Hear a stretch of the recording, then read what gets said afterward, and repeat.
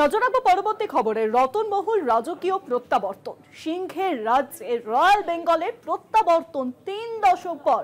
গুজরাটের অরণ্যে রয়্যাল বেঙ্গল বন বিভাগের ক্যামেরা বন্দি প্রাপ্তবয়স্ক এক পুরুষ বাঘের সিংহের রাজ্যে রয়্যাল বেঙ্গলে প্রত্যাবর্তন।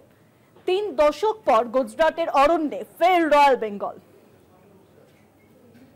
বন বিভাগের ক্যামেরা বন্দি প্রাপ্তবয়স্ক এক পুরুষ বাঘের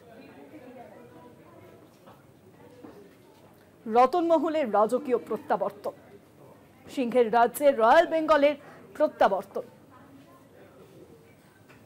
আরো জানাবেন এই বিষয়ে এখন নিউজরুম থেকে সরাসরি রয়েছেন প্রতিনিধি শাশ্বতী রায়। শাশ্বতী, দেখো, রতনমহল অভয়ারণ্যে প্রায় 3 দশক বাদে 9 মাস ধরে বসবাস করছে একটি পুরুষ বাঘ, এবং তা থেকেই গুজরাটের বনমন্ত্রী তিনি দাবি করেন যে এই গুজরাটেই একমাত্র যেখানে 3টি বড় বিড়াল প্রজাতির প্রাণীর বসবাস। অর্থাৎ একদিকে যেমন সিংহের জন্য বিখ্যাত গুজরাটের গির, তার সঙ্গে সঙ্গে চিতাবাঘ এবং বাঘের আস্তানাও হচ্ছে বর্তমানে এই অভয়ারণ্য রতনমহল। এবং সেক্ষেত্রে প্রায় দীর্ঘ 3 দশক, প্রায় 1989 সালে প্রথম দেখা গেছিল বাঘের যাতায়াত এই রতনমহল অভয়ারণ্যে। সাধারণত এই ধরনের বন্য প্রাণীরা তারা কিন্তু একটি জঙ্গল থেকে আরেকটি জঙ্গলে যে করিডোর হয়, তাদের যে প্যাসেজ হয়, সেখান দিয়ে কিন্তু তারা এক জঙ্গল থেকে আরেক জঙ্গলে ঘুরে বেড়ায়। এবং একাধিকবার দেখা গেছে বিভিন্ন অভয়ারণ্য থেকে এই ধরনের বড় বড় প্রাণী যারা রয়েছে, প্রত্যেকটি বন্য প্রাণী তারা কিন্তু এক জঙ্গল থেকে আরেক জঙ্গলে সফর করে। তবে সেক্ষেত্রে বেশ কিছু নিয়ম এবং নির্দেশিকা থাকে। সাধারণত একটি প্রজাতি যখন অন্য জঙ্গল থেকে আরেক জঙ্গলে এসে বসবাস শুরু করে, তখন তার সঙ্গে সঙ্গে আরও কোনো তাদের যে বংশবিস্তার প্রক্রিয়া করতে যে সমস্ত পরিবেশ দরকার, তার প্রকৃত জায়গা আছে কিনা সেই বিষয়টাও কিন্তু যথেষ্ট গুরুত্বপূর্ণ হয়ে দাঁড়ায়।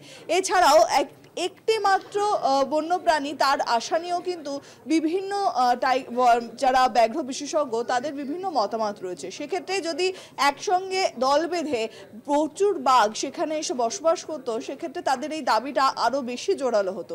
সেক্ষেত্রে যেহেতু একটি মাত্র পুরুষ বাঘের দেখা মিলছে এই রতনমহল অভয়ারণ্যে, সেখান থেকেও একটা জিজ্ঞাসা রয়েছে যে শুধুমাত্র একটি বাঘের বসবাস, নাকি আরও বাঘ তারা পর্যায়ক্রমে সেই একই করিডোর দিয়ে এসে উপস্থিত হচ্ছে এই রতনমহল অভয়ারণ্যে। তাই সব দিক থেকে বলা যায় একটি সুখবর অবশ্যই গুজরাটের জন্য, যেখানে সিংহের পাশাপাশি বাঘেরও দেখা মিলছে।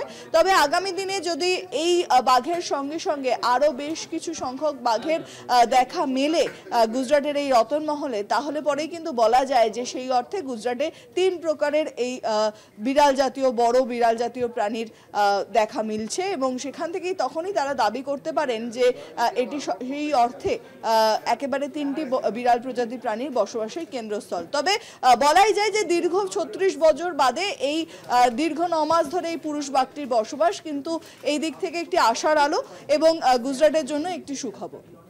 অনেক ধন্যবাদ শাশ্বতী। নিউজরুম থেকে সরাসরি ছিলেন প্রতিনিধি শাশ্বতী রায়।